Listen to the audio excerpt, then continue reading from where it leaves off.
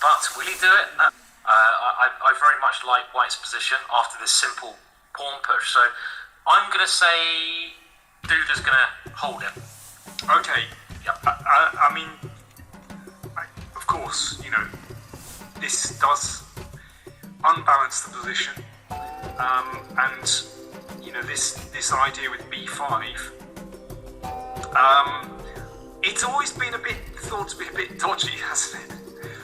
Because White can often just undermine this pawn very quickly and then gain control of the c4 square. So it's not, you know, it's a very strange kind of Benoni position, but it is really double-edged, and that's what Mamedyarov wants. So, well, eyes down, he can do it. Yeah, I think it's going to be a tough one, but let's see. Agreed, and taking on f6 is the main move here, Danny. I mean, I've looked at this quite a lot with White, and I came up with some quite interesting ideas actually with the White piece as a sack and a pawn. But this is the main move, and funnily enough, if Black is able to consolidate and get his dark square bishop on that diagonal, he often does pretty okay in these kind of positions, but White can hit with a move c3, I think, at some point, is the suggested way that you try to get some action before Black can get castled here. Okay, you don't just occupy the I think you can do that as well. That is another way you can play, just put the knight on that square, which is going for. I mean, that would be my first thought, getting a5. Yeah. I mean, I don't know whether we put the knight in first or play that. Yeah. Okay, there you go. As per your suggestion, the f-pawn advances, and that's making ready, so the diagonal is clear. I remember looking at this, Danny, and I actually, I visually really like White's position. I might even have this position, but the more I looked at this, I recall thinking that Black's kind of okay in these positions, funnily enough, because of that bishop. Yeah, huge piece. Yeah. I suppose from Duda's point of view, it is a relatively stable position.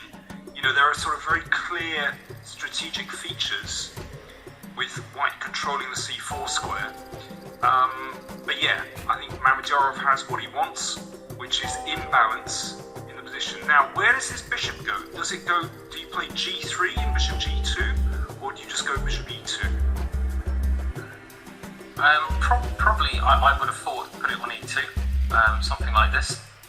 But I'm not sure what you're doing next. I mean, White's got this lovely knight, of course, beautiful knight there, but what else has he got here apart from that knight? He's got g3. Oh, he's got g3, okay. I suppose one thing about g3 is that it does shut down the f4 move. Rook a7, yep, that one can switch into the game to the e file. Also getting out of the way of knight b6. Yeah. So, and the rook has come over. I think generally, Black should be quite happy the way this has gone. I'm not saying Black's better or anything like that by any means, but he's got some in-back.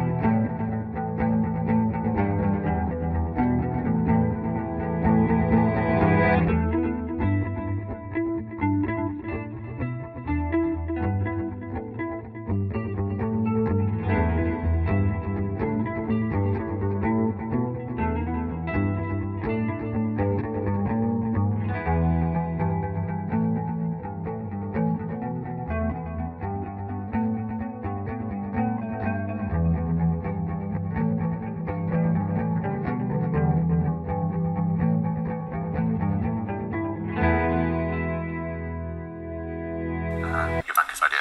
Just retreating, getting rid of the most active black piece, trading it off, and okay, black can win one pawn back, but that's not going to be enough.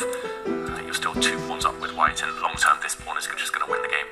So yeah, that's in his pocket, Shak, anytime he wants it, most likely. And the reason in this position, that the black queen doesn't really want to go and take this pawn is that suddenly there's no more tension, no more attack on this rook, freeing up the other rook. Rook takes pawn now, and white is going to break through against the black king. So yeah, full control. How can black even improve his pieces? It's not clear. This piece can't be improved. He's got to guard the advance of this pawn. The black bishop can't be improved. The black knight can't really be improved. Just no way to increase the momentum. And it's only Duda who can improve his position. This pawn is marching. This pawn is under fire from white's rook. Okay, well, he was all these pawns down. Why not be one more? And there you go, he offers another pawn. I mean, white can simply capture that. I mean, is there anything? 4 pawns are better than 3. 4 pawns up for Duda now. Yeah, and also there's a big threat of white simply pushing the A pawn forward as well. It's just devastating. It's such a great position for. Shak still has nearly 11 minutes left, but you don't take that game. You don't take that time with you to tomorrow. You don't take it to the next game. What's the point having 10, 11 minutes if you're completely lost? Yep. 4 pawns down. Black won 1 pawn back, but now white wins a different one. And the rooks are both coming to the 7th rank. We call them the blind pigs. They'll just devour anything in their path. And one is going to come right now. Yep. There's going to be 2 rooks along the 7th row. Do you think we're going to see a resignation? Soon Shak looks in pain. There we go. The problem is the black bishop can't move. If it does, the white rook will slide behind the black king. Checkmate. Yep. The computer says plus 13. This one is not going to last too much longer. I think we'll see Shak resign, and Yep, we have it. We have it. We have the result. It's over. A loss in game 4 and also a loss in the match for Mamedyarov.